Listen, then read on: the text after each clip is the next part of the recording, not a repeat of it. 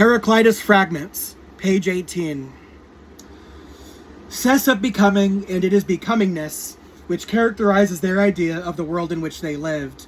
The Romans, who had studied their Greek philosophers, well needed a Latin translation for the un-Roman aspirated f and lipped u sound of physis. This started with the Latin verb nascor, put a noun ending onto the past participle natus, and came up with natura as natural for physis. To an educated Roman, the new term natura meant physis exactly. English has other meanings galore.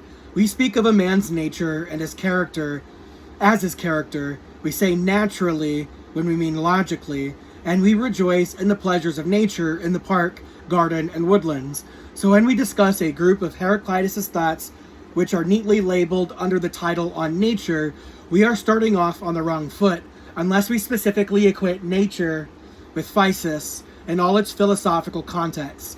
We do, however, want a familiar English word for a title, so on nature will have to suffice. Now we can proceed to the fragments. 28. There is exchange of all things for fire, and of fire for all things, as there is of wares for gold, and of golds for wares. Greek. This is nothing less than a brilliant intuitive statement, although without scientific or mathematical proof, of the idea behind Einstein's E=mc². Fire is the nearest thing the Greek could imagine for our idea of energy. Although static electric forces were incidental in the Greek world, fire did seem to have some of the dissolving and combining capacities which we referred to as energy.